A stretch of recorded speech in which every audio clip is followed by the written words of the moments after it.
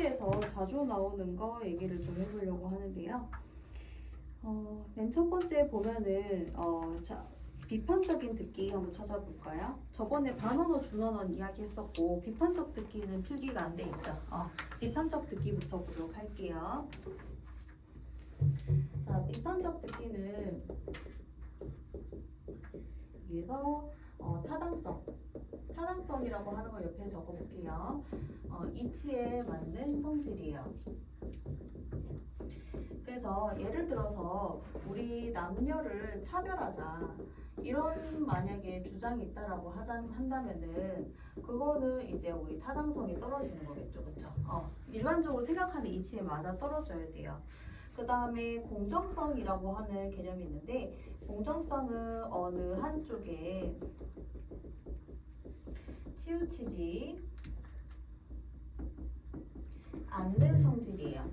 어느 한쪽에 치우치지 않는 성질. 그래서 예를 들어서 뭐 우리 조사 결과를 인용했다 이러는데 예를 들면 특정 집단에서 특정 이익 집단의 설문조사 결과는 그거는 그 집단한테 집단의 생각이 반영된 거니까 이런 거를 뭔가 전체의 의견인 것처럼 소술하면 이거는 공정성이 떨어지는 거겠죠, 그렇죠? 어느 한쪽에 치우칠 거니까. 그리고 마지막으로는 신뢰성이라는 말이 있는데 신뢰성은 믿을 수 있는 성질이죠. 그래서 이거는 뭐 최근 자료니 뭐 전문가가 말했니 이런 여러 가지 기준들이 있겠죠. 그래서 화작에서는 타당성, 공정성, 신뢰성을 따로 뜻을 안 알려주니까 반드시 알고 있어야 되는 단어예요.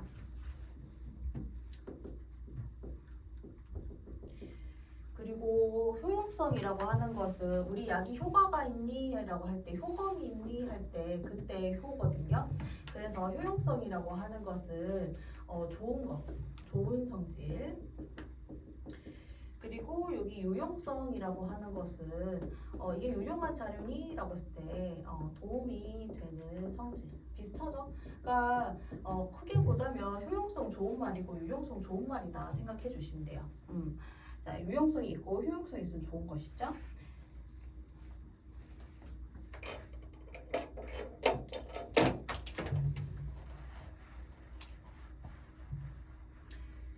그 다음에 우리 밑에 보니까 청중과 공유하는 경험이라는 말이 있는데요.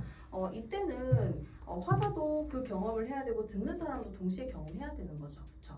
자, 그 다음에 우리 뒤에 16페이지 한번 가볼게요. 16에 가면 부연하다라는 말이 나올 거예요. 부연하다. 자, 부연하다는 거는 덧붙여 설명한다는 뜻이에요. 덥진 않아요? 더우면 에어컨 틀어줄게요. 안 더워요? 괜찮아요? 자, 사기하다라고 하는 거는 떠올리다라는 뜻이죠.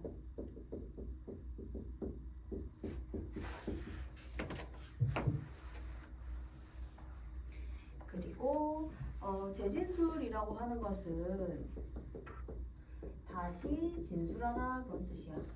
다시 진술하는 게 재진술. 이점은 좋은 점이란 뜻이고요.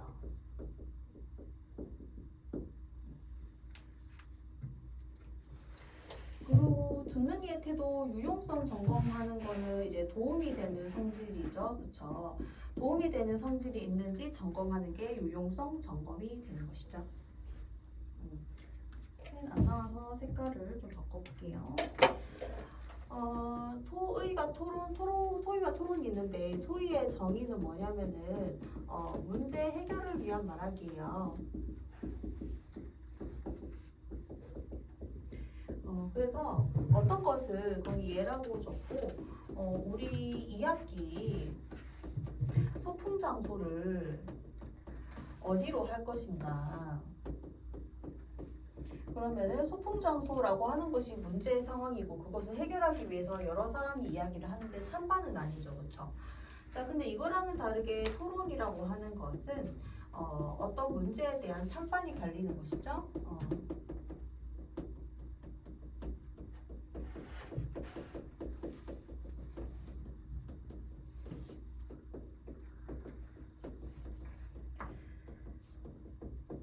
이런 것이고요. 토론이랑 토의랑의 공통점이 있거든요. 사실 얘네들의 공통점은 뭐냐면은 싸우는 그 자체가 목적이 아니라요. 더 나은 사회를 만드는 것이 이들의 공동 목표예요. 그러니까 우리가 TV 토론 같은 걸 보면은 내가 정치하는 사람이 아니지만 토론을 봄으로써 사회 문제에 관심을 가지고 내가 할 수 있는 일은 뭐지? 이런 것들도 한번 생각해 보잖아요. 그래서 토의라든지 토론이라고 하는 것은 더 나은 사회를 위한 말하기다라고 생각을 해주시면 되는 거예요.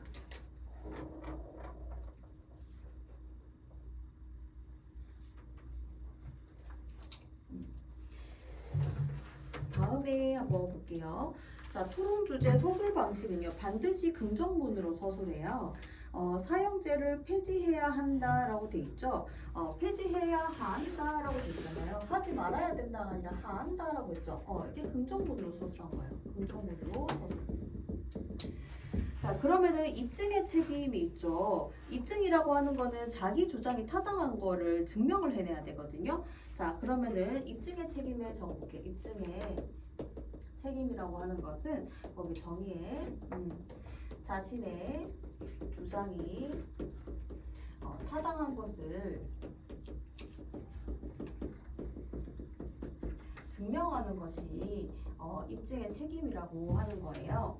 자, 그럼 입증의 책임은 반드시 어느 쪽에 있냐면은 찬성 측에 있다라고 적혀 있죠. 왜 자기 주장이 타당하다는 게 왜 찬성 측이 입증의 책임이 있냐면요. 그 이유에 한번 서술해 볼게요. 찬성 측은요. 현행 제도를 바꾸는 것이 목적이기 때문이에요.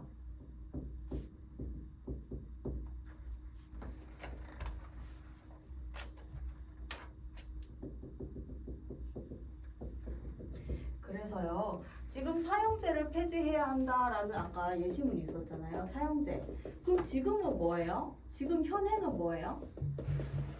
현행은 사형제가 있는 거예요.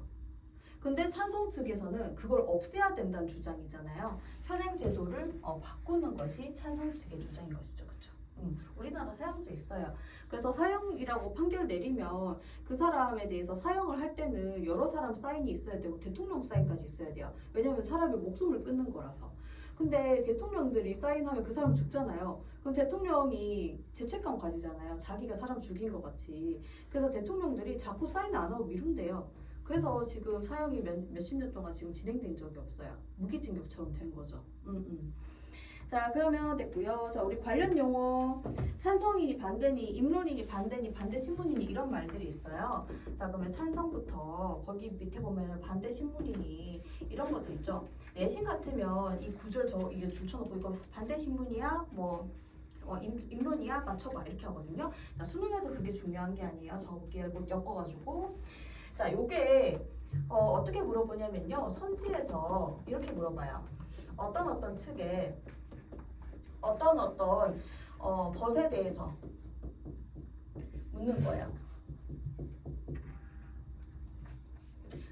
어떤 측의 입론의 어떤 뭐 찬성 측이든 반대 측이든 그것의 입론, 그것의 뭐 반대 신문 이쪽저쪽 물어봐요. 그러면 여러분이 지문에 가가지고 뭐 찬성 측의 입론이니 뭐 반론이 이런 거 찾아야 되잖아요. 자, 지문에 이렇게 서술되거든요. 첫 번째 사회자의 대사를 잘 봐야 돼요. 사회자 대사. 사회자가 이렇게 얘기해요. 지금부터 찬성 측에 반대 측에 뭐뭐뭐뭐가 있겠습니다. 이렇게 말을 해요. 그러면 여러분이 읽을 때 당시에 지금부터 뭐뭐가 있겠습니다라고 하면 여기 줄 쳐놔야 돼요. 왜냐면 그 뒤에 누군가가 말하는 것이 그것이니까요. 입론이든 반대 신문이든 이렇게 되는 거잖아요. 그쵸? 자, 두 번째로는 사회자가 이런 말 안 할 수도 있는데 참여자가 지가 말할 수 있어요. 지금부터 자기가 말을 하면서 지금부터 어떤 측에 뭐뭐가 있겠습니다. 이거를 지가 서술하고 나서 지가 주장을 쫙 펼칠 때가 있어요. 그러면은 여러분 여기다 줄을 그어 놓으면 되겠죠. 아, 얘가 지금 하는 게 입론이구나, 반대 신문이구나. 이걸 딱 줄 쳐놓고 가는 거예요. 그래서 말하는 사람의 대사를 잘 보면 지금 무슨 측에 어떤 것인지 여러분이 알 수 있다는 거. 그게 더 중요한 거예요.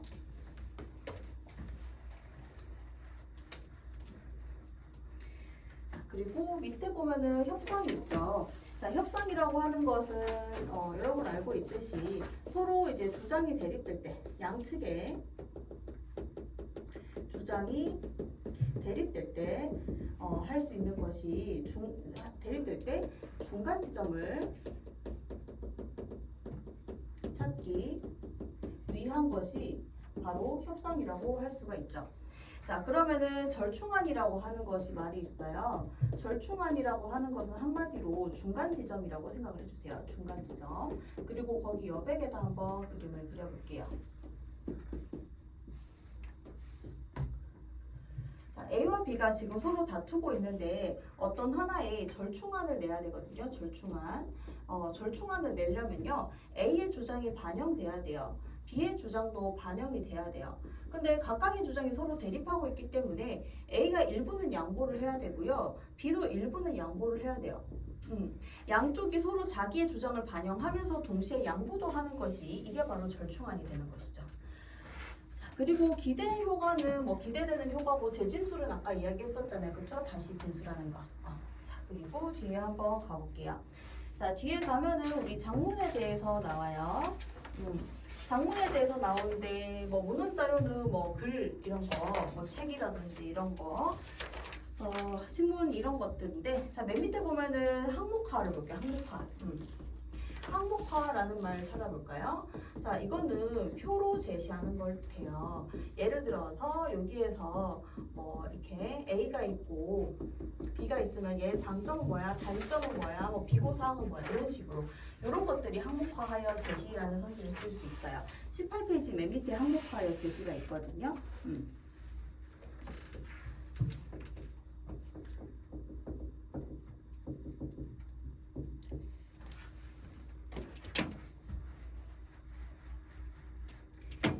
그리고 19페이지에 담화 표지가 있는데 이거는 담화라고 하는 것은 말할 때요. 말할 때 이게 표지가 뭐냐면 표지판이라는 뜻이에요. 말할 때 쓰는 표지판이라고 생각을 해주면 돼요. 그 말할 때 표지판 여러 가지 쓸 수 있는데 예를 들면은 되게 여러 가지가 있거든요. 첫째, 둘째, 셋째 이런 것들. 이런 것들 담화 표지고요. 두 번째로는 우리 접속사도 담화 표지고, 접속조사. 그 다음에 이그저와 같은 대명사도 담화 표지인데요. 여러분이 이런 것까지 아는 거는 이런 것까지는 알지 않아도 되고 요 정도 알면 돼요. 첫째 어쩌고, 둘째 어쩌고, 셋째 어쩌고. 자, 그럼 담화 표지 왜 쓰냐? 이런 말을 쓰면은 듣는 사람이 들을 준비를 하는 거예요.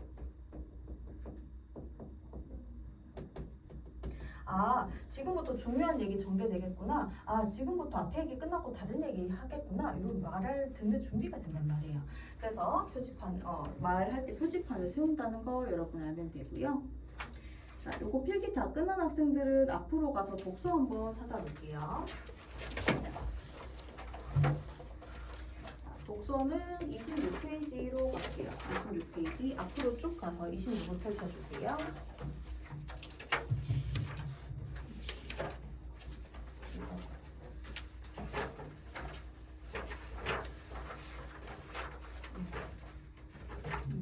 네, 자, 요거 26. 자, 요거 간단히 하고 마칠게요. 자, 독서 세부 영역 여러분 구분할 수 있어야 되죠. 인문에는 철학, 사상 이런 거 들어가고, 사회에는 딱딱한 문과 과목, 그다음 예술은 여러분 알 거고, 과학은 이렇게 있고, 기술은 뭐냐면 과학적 원리를 활용한 게 기술이에요. 그래서 이과 애들도 기술은 어려워해요. 왜냐면 자기들이 본 적이 없는 기술이거든, 그치? 자, 그러면 이거 다 제목이 없으면 독서, 있으면 문학이죠. 자, 그러면 요거 이야기 하기 전에 오른쪽에 한번 적어볼게요. 학생들이 가장 많이 하는 질문이 이거예요. 지문 읽을 당시 오른쪽에 여러분 필기해주세요. 줄을 쳐야 되냐? 줄을 쳐야 돼요? 아니면은 안 쳐야 돼요, 선생님? 이렇게 물어봐요.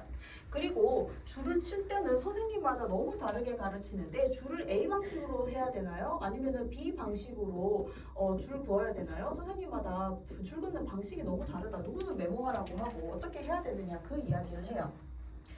아니면은 선생님 진짜 문학 그 독서를 잘 푸는 애들 글에다 표시 하나도 안 한다는데 그게 맞는 건가요? 이렇게 얘기를 해요. 자, 그러면은 내가 100점 맞는 학생들 시험지를 가지고 오라고 해서 시험지를 분석을 해보잖아요. 그러면 어떤 애는 막 표시해놨어요. 어떤 애는 하나도 표시가 안 돼 있어요. 하나도 표시가 안 돼 있는데 그 지문에 우리 문장 끝날 때마다 지가 옆에다가 점을 이렇게 해놓은 거예요. 점. 그러니까 있길래 내가 물어봤어요. 너 여기서 생각했지라고 하니까 생각했대요. 무슨 말이냐면 여러분들 줄을 긋고 안 긋고라고 하는 것은 이건 여러분들 수단이라고 적어주세요. 수단. 지금 100점 맞는 아이가 지금 둘이가 서로 다른 양상을 보였는데 그들의 본질은 뭐냐면은 본질은 뭐냐면요. 글을 이해했다는 거예요. 그러면 처음 보는 건데 어떻게 글을 이해하느냐. 여러분들이 항상 다니는 문장이에요. 문장은 여기 점으로 끝나는 거예요. 점. 자, 문장이 점으로 끝났어요? 그럼 자기 자신에게 질문을 던져야 돼요. 그리고 자기가 현장에서 대답을 하고 넘어가야 돼요. 자기가 질문을 던졌는데 대답 못 하잖아요. 이해 못 했다는 뜻이에요. 이해 못하면 어차피 문제 풀러가도 틀려요. 자, 그래서 어떤 것을 질문하나요? 라고 했을 때 자기가 방금 읽은 문장에서 이해가 되지 않는 것에 대해서 스스로 질문을 던져보세요. 그리고 자기가 답을 하는데 뇌피셜로 답하지 마시고요. 지문에서 맥락상 대답을 해야 돼요. 맥락상 답변을 하고 넘어가야 돼요. 그래서 이제 글을 잘 읽는 학생들은 Q&A를 진행하면서 글을 읽는다는 거예요. 자, 그러면은 읽을 당시에 줄을 뭐 쳐야 되냐 말아야 되냐라고 했을 때 저는 줄 하나도 안 치는데 뭐 풀었을 때 다 맞아요. 빨라요. 그럼 그대로 하시면 돼요. 근데 저는 줄을 안 긋고 하니까 많이 틀려요. 그럼 그어야 돼요. 반드시. 근데 그 대신 자기에게 어떤 방법이 맞는지 선생님들이 하는 말을 듣고 조언을 듣고 그걸 받아들일 필요가 있다는 것이죠. 자기한테 맞는 방법을 찾아야 돼요. 자, 그러면 이게 선생님들이 알려주는 방식이 자기가 읽을 때 쓰는 방식이거든요. 자, 그러면은 밑에 우리 메모하는 거 한번 보도록 할게요. 자, 메모하는 거 보면은 표시랑 메모 어떻게 할 것이냐. 거기 명칭에 관련된 거는 네모 표시를 하는 거예요. 자, 우리 오른쪽에 여러분 그림 한번 그려볼게요. 지문에. 자, 지문에 여기 네모, 명칭에다 네모를 하는 것이죠. 자, 왜냐면은 명칭에 네모를 해야 좀 이따가 예를 들어서 1번 선지에서 A에 대해서 물을 때 여러분이 A가 어디 있는지 밑줄만 있으면 빨리 못 찾아요. 그렇기 때문에 읽을 당시 이거를 표지판을 세워주는 표지판. 읽을 당시에 A가 여기 있다라고 미리 표지판을 세워주셔야 돼요. 자, 두 번째, 뭐 x가 증가하면은 y가 증가를 하면은 z가 감소한다라는 말이 있다라고 한번 적어볼게요.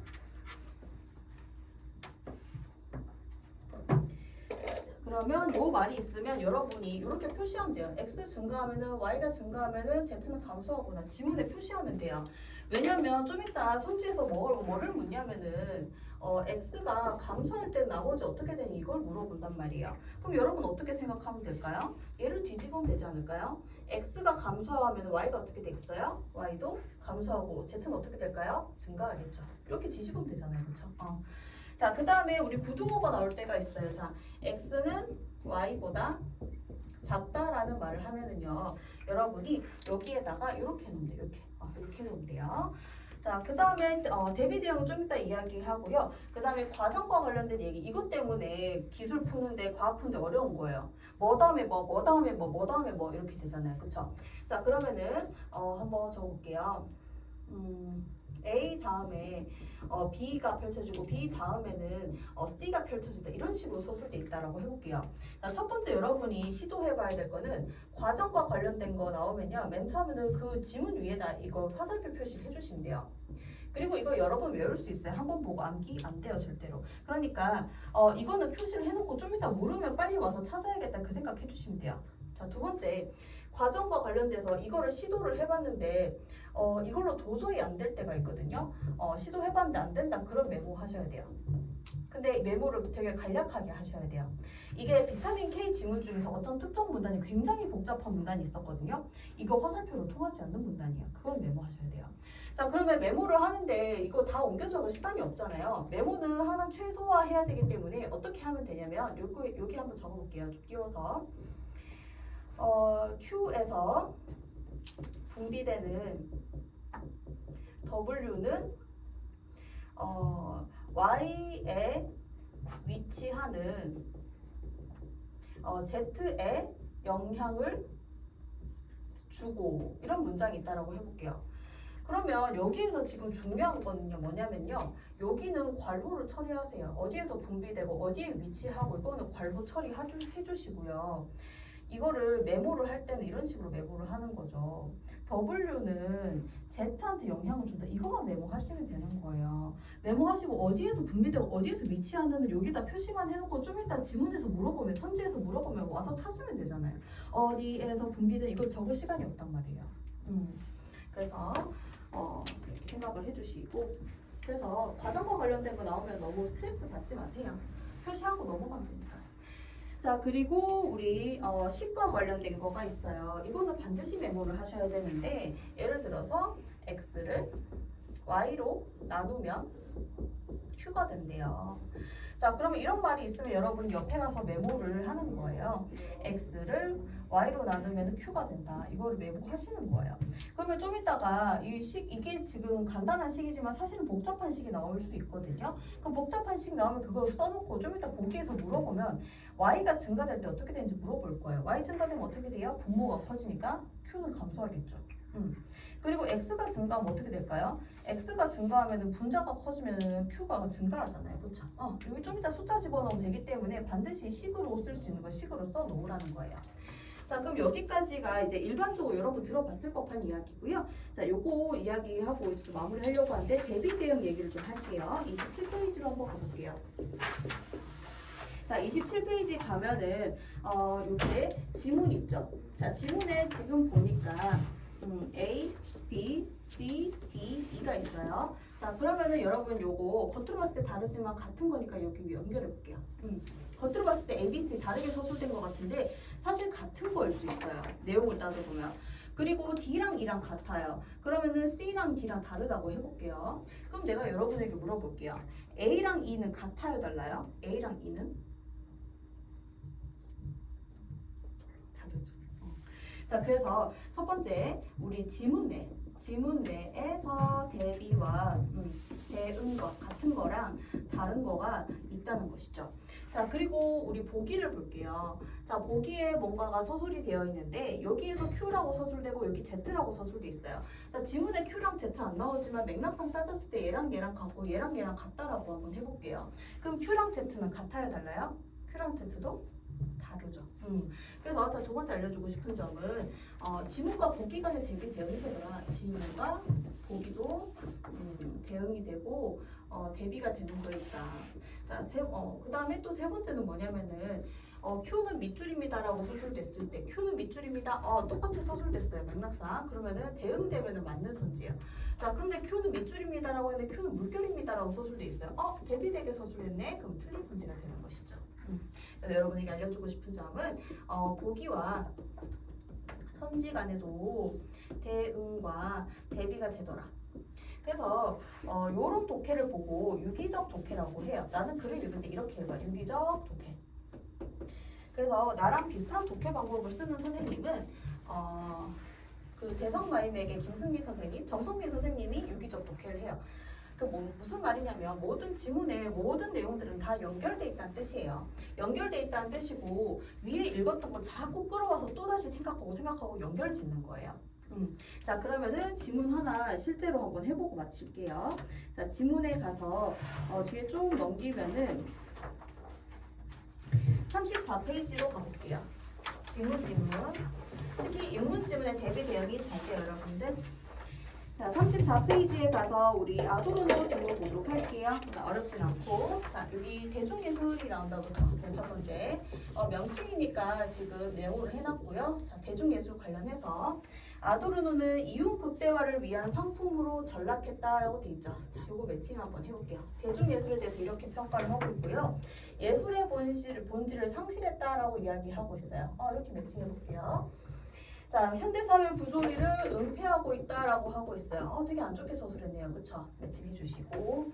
자, 아도르노가 보는 대중예술은 표준화되어 있는 상품에 불과하다. 이 사람 그럼 표준화 되게 싫어하겠네? 그쵸? 자, 그러면은 규격성이라고 하고 있어요. 규격이라고 하는 거는 똑같은 거죠. 똑같은 거. 똑같은 성질 되게 싫어하죠. 규격, 표준화 되게 싫어해요. 이 사람. 자, 그렇게 해서 개인의 표준 감상 능력도 어떻게 된다? 표준화가 된다라는 거잖아요. 그쵸? 이 사람 표준화, 규격성 이런 거 되게 싫어해요. 자, 개인의 개성은 다른 개인의 그것과 다르지 않대요. 자, 여러분 이그저 읽으면 반드시 여러분 살려서 읽으셔야 돼요. 등급대 낮은 학생들 이그저를 무시하거든요. 자, 그러면 여러분 그것이 뜻하는 바가 뭘까요? 개인의 개성은 다른 개인의 개성과 그것이 뜻하는 바는 개성이죠. 그쵸? 자, 그래서 모든 것을 상품의 교환 가치로 환원하려고 했다. 자, 그래서 개인의 정체성마저도 상품으로 전락시키는 기제로 작용한다. 이런 말이 있어요. 자, 그러면은 우리 매칭을 한번 해볼게요. 지금 위에서 모든 것을 상품의 교환 가치로 환원한다 그랬죠. 자, 요거 두 개 똑같잖아요. 이렇게 똑같고, 이렇게 똑같고, 이렇게 똑같죠. 똑같은 말이에요. 자, 그래서 이렇게 됐고, 이 문단에 보니까 아도르노는 통일하려고 하는 걸 동일성으로 봤어요. 자, 동일성이라는 개념이 처음 나오는데 여러분 읽지 않아도 유추할 수 있을 거예요. 지금 동일성은 어떤 특징이에요? 통일시키려고 하는 거죠. 아도르노는 통일 좋아해요? 싫어해요? 통일이란 말 한 적 없지만 규격성, 표준화 좋아해요? 싫어해요? 싫어하죠. 아도르노는 통일 좋아할까 싫어할까? 싫어하겠죠. 그러면은 동일성은 아도르노가 싫어하는 즉 대중예술이랑 여러분들 동일성 매칭해 주세요. 안 읽어봐도 일단은 동일성하고 대중예술하고 같은 성질인 거 알 거예요. 자, 그러면은 동일성으로 봤고 하나의 가치 체계로의 환원을 거부하는 거는 뭐예요? 비동일성이에요. 자, 비동일성 명칭이 나왔기 때문에 네모해놨고 비동일성은 동일성하고 대비 표시해 주세요. 아도르노는 뭘 좋아할까요? 비동일성 좋아하겠네요. 자, 예술은 이런 비동일성을 지녀야 한다고 주장하고 아름다운 상품이 되기를 거부하래요. 자, 아름다운 상품이라고 돼 있죠. 자, 이거 누구의 특징이에요? 아름다운 상품? 대중예술이랑 매칭해 주세요. 아름다운 상품이 되기를 거부하고 오히려 뭐가 돼야 된다? 추하고 불쾌한 것이 돼야 한다. 이걸 좋게 봐요. 추하고 불쾌한 것. 자, 그래서 예술가가 직시한 세계의 본질을 체험하게 해야 된다라고 돼 있어요. 자, 그리고 일정한 형식이 없는 비정형화된. 자, 여러분 비정형화된이랑 비동일성이랑 위아래 매칭할게요. 비정형화된하고 비동일성 매칭. 자, 그렇게 해서 현대사회 부조리를 체험하게 하는 매개가 돼야 된대요. 지금 현대사회의 부조리라는 말이 나왔잖아요. 현대사회의 부조리. 자, 그리고 이것에 대해서 체험하게라는 말이 나왔죠. 자, 한 줄 위에 있는 거 세계의 본질하고요. 현대사회 부조리랑 매칭할게요. 사회가 썩었다는 거예요. 그것을 체험하게 해야 된다라고 하는 거예요. 위아래 매칭 한번 해볼게요. 세계의 본질하고 현대사회 부조리 매칭, 그 다음에 체험한다 똑같은 거예요. 3문단에서 전위 예술이 동일화에 저항하니까 좋다라고 이야기해요. 전위 예술은 동일화에 저항이에요. 동일화에 저항하니까 어느 쪽이에요? 동일성 쪽이에요? 비동일성 쪽이에요? 비동일성 쪽이네요. 그럼 여러분들 지금 전위 예술하고 전위 예술이 지금 특정 명칭과 네모해놨죠? 요거랑 맨 위에 있는 대중예술 대비 표시해주세요. 대비. 대중예술. 위아래로 대비 표시해 주시면 되고, 자, 전위예술이랑 어디랑 연결할 거예요, 여러분들? 전위예술하고 이 문단에 있는 비동일성하고 매칭하면 되겠네. 비동일성. 비동일성이랑 전위예술 매칭해 주시면 돼요. 이쪽 라인이에요. 자, 그래서 전위예술이 동일화에 저항하면서도 계몽을 직접적으로 드러내지 않아서 높게 평가한다. 자, 직접 간접 이야기는 여기서 또 처음 등장했어요. 볼게요. 저항을 직접 표현하면은 그거는 뭐냐면은 비동일성을 동일화하려는 폭력적 의도가 있는 거다. 비동일성을 동일화하려는 건 좋아요, 안 좋아요? 안 좋죠, 그쵸? 그래서 간접 표현한 걸 좋아해요. 자, 불협화음으로 가득한 거 쇤베르크 음악이 불쾌감을 느끼게 해요. 자, 불협화음이랑 줄 쳐놨죠. 자, 불협화음이랑 여러분 같은 줄에 불쾌감이랑 매칭할게요. 자, 불협화음이랑 불쾌함 매칭할게요. 자, 여러분 불쾌함 이야기 아까 이야기하지 않았어요? 자, 이 문단에 찾아보세요. 이 문단 밑에서 네 번째 줄에 이 불쾌함이랑요. 이 문단 밑에서 네 번째 줄에 추하고 불쾌한 거랑 매칭하면 돼요. 이 문단 네 번째 줄에 추하고 불편한 거랑 매칭. 추하고 불쾌한 것. 이 문단 세 번째 줄에. 자, 3문단에 됐고 4문단에 아도르노에게 있어서 예술은 사회적 산물이라고 되어 있죠. 사회적 산물. 자, 사회적인 산물이라고 말이 나오는데, 자, 사회적 산물이랑 현대사회 부조리랑 매칭할게요. 예술은 예술 그 자체가 아니라 사회랑도 연결돼 있다라고 봐요. 그리고 사회 고통스러운 상태라고 적혀 있죠. 자, 이거랑 현대사회 부조리랑 매치할게요. 사회는 썩었단 말이에요. 그것을 읽기 위해서라고 돼 있죠. 자, 읽는 게 뭐랑 똑같은 줄 알아요? 저 위에 있는 체험하는 거랑 똑같아요. 자, 그래서 전위예술을 바람직하다라고 봤죠. 자, 그럼 여러분 책 한번 덮어볼게요. 얼마나 기억에 남는지 내가 점검을 해볼게요. 자, 맨 처음에 일문단에 어떤 내용 나왔어요? 어떤 예술? 대중예술. 대중예술 좋아해요? 싫어해요? 아도르노는 싫어해요. 자, 그러면은 우리 대중예술은 어떤 특징 가지고 있냐면은 표준, 규격화 이런 거 가지고 있죠. 아도르노 이런 거 싫어해요. 자, 그러면은 여기에서 동일성, 비동일성 개념이 이 문단에 나왔어요. 자, 동일성 좋아해요? 싫어해요? 똑같이 만드는 거 싫어하고 비동일성을 좋아했죠.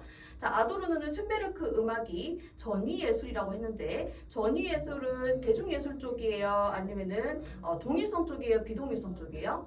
전위예술은 비동일성 쪽이죠. 그렇죠? 예술은 아름다워야 된다라고 봐요? 추하고 불쾌한 것이 돼야 된다고 봐요? 추하고 불쾌한 거야. 그리고 그 추하고 불쾌한 거로 이제 드러내서 현대사회 부조리를 읽어야 된다라고 이야기를 하고 있죠. 자, 그러면은 그렇게 했을 때 현대사회 부조리를 읽게 해야 되는 거. 그리고 그것에 현대사회 부조리를 직접 드러낸 걸 좋아해요? 간접적으로 드러낸 걸 좋아해요? 간접적으로. 머리에 남잖아요. 그럼 문제 풀 때 맞출 수 있겠죠. 이렇게 잘해주시면 돼요. 자, 요거 오늘 가져가시면 되는 거예요.